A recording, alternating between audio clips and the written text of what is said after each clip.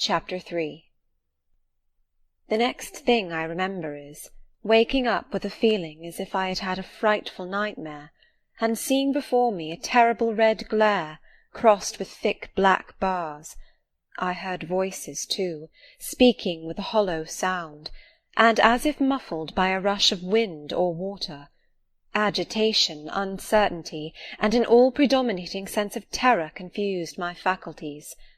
Ere long I became aware that someone was handling me, lifting me up and supporting me in a sitting posture, and that more tenderly than I had ever been raised or upheld before. I rested my head against a pillow or an arm, and felt easy. In 5 minutes more the cloud of bewilderment dissolved. I knew quite well that I was in my own bed, and that the red glare was the nursery fire. It was night. A candle burnt on the table. Bessie stood at the bed-foot with a basin in her hand, and a gentleman sat in a chair near my pillow, leaning over me.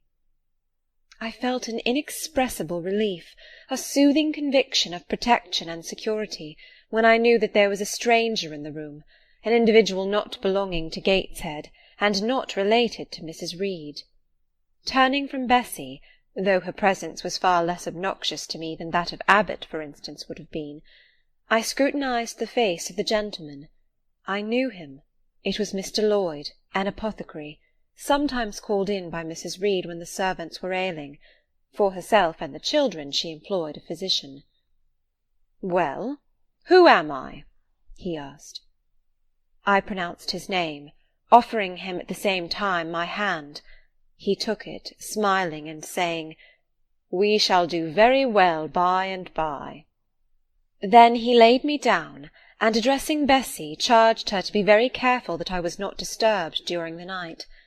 Having given some further directions, and intimates that he should call again the next day, he departed, to my grief.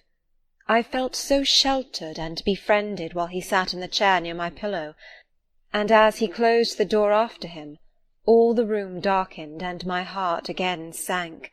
Inexpressible sadness weighed it down. "Do you feel as if you should sleep, miss?" asked Bessie, rather softly.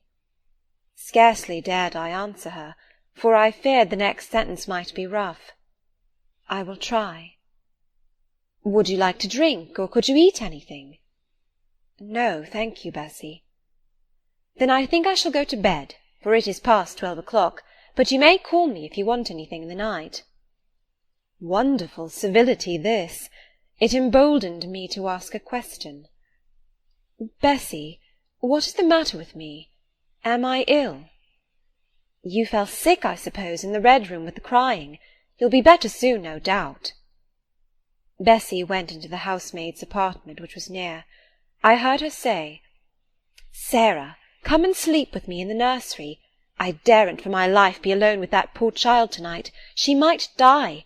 It's such a strange thing she should have that fit. I wonder if she saw anything. Missus was rather too hard." Sarah came back with her. They both went to bed. They were whispering together for half an hour before they fell asleep. I caught scraps of their conversation, from which I was able only too distinctly to infer the main subject discussed. Something passed her, all dressed in white, and vanished. A great black dog behind him. 3 loud raps on the chamber door. A light in the churchyard just over his grave, etc., etc. At last both slept. The fire and the candle went out. For me the watches of that long night passed in ghastly wakefulness, strained by dread, such dread as children only can feel. No severe or prolonged bodily illness followed this incident of the red room. It only gave my nerves a shock, of which I feel the reverberation to this day. Yes, Mrs. Reed, to you I owe some fearful pangs of mental suffering, but I ought to forgive you, for you knew not what you did. While rending my heartstrings, you thought you were only uprooting my bad propensities. Next day by noon I was up and dressed, and sat wrapped in a shawl by the nursery hearth. I felt physically weak and broken down, but my worse ailment was an unutterable wretchedness of mind. a wretchedness which kept drawing from me silent tears. No sooner had I wiped one salt drop from my cheek than another followed. Yet, I thought, I ought to have been happy, for none of the Reeds were there. They were all gone out in the carriage with their mamma. Abbot, too, was sewing in another room, and Bessy, as she moved hither and thither, putting away toys and arranging drawers, addressed to me every now and then a word of unwonted kindness. This state of things should have been to me a paradise of peace, accustomed as I was to a life of ceaseless reprimand and thankless fagging. But in fact my racked nerves were now in such a state that no calm could soothe, and no pleasure excite them agreeably.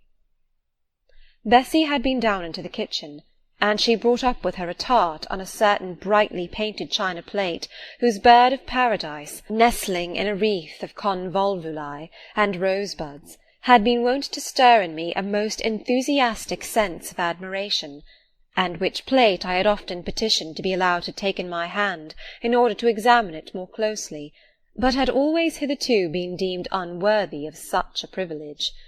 This precious vessel was now placed on my knee, and I was cordially invited to eat the circlet of delicate pastry upon it. Vain favour!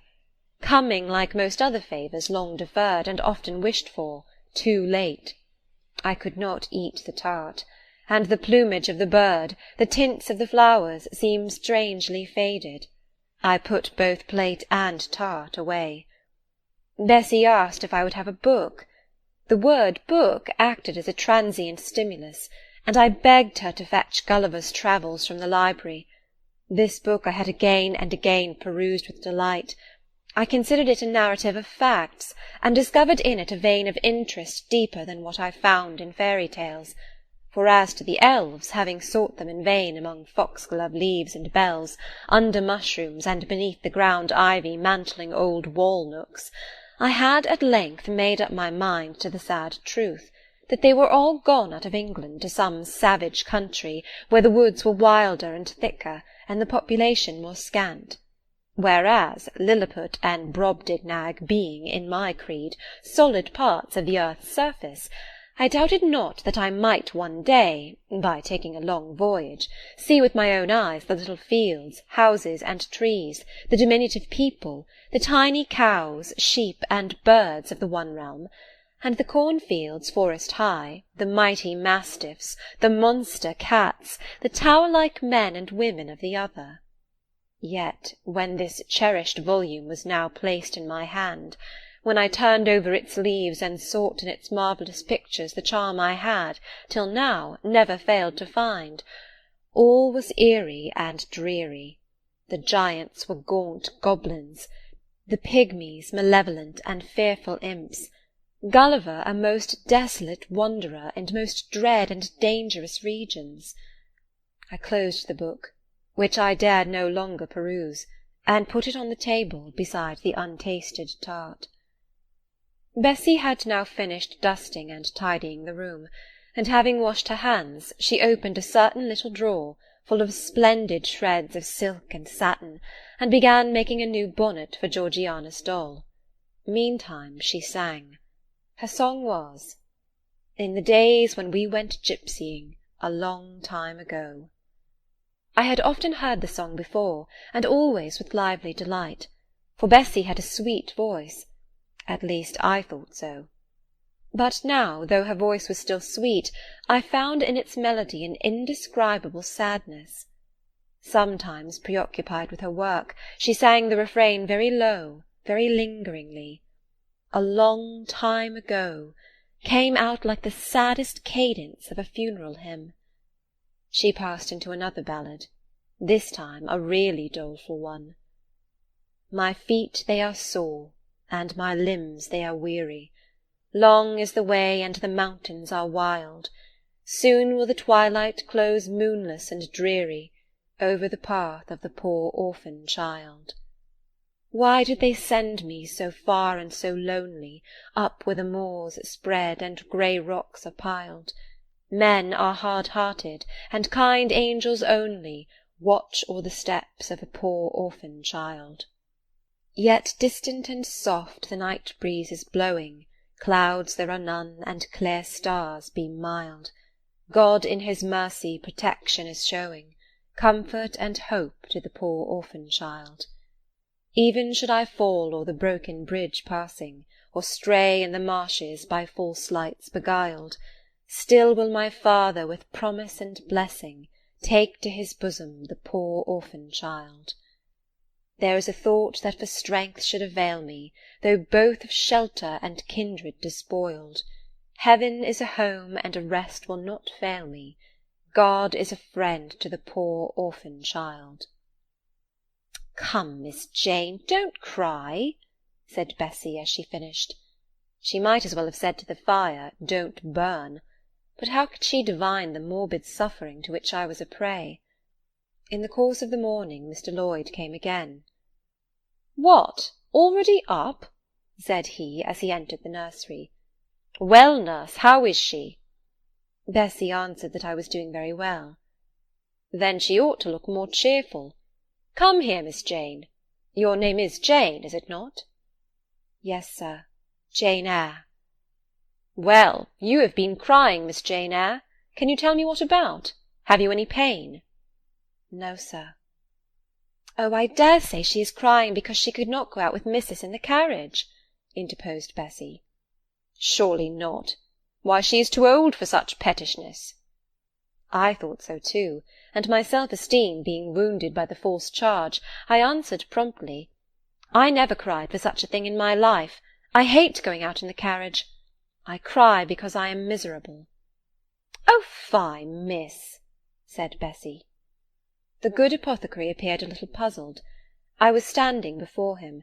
He fixed his eyes on me very steadily. His eyes were small and grey, not very bright, but I dare say I should think them shrewd now. He had a hard-featured, yet good-natured-looking face. Having considered me at leisure, he said, "What made you ill yesterday?" "She had a fall," said Bessie, again putting in her word.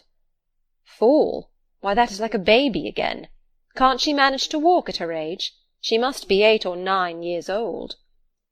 "I was knocked down," was the blunt explanation, jerked out of me by another pang of mortified pride. "But that did not make me ill," I added, while Mr. Lloyd helped himself to a pinch of snuff. As he was returning the books to his waistcoat pocket, a loud bell rang for the servants' dinner. He knew what it was.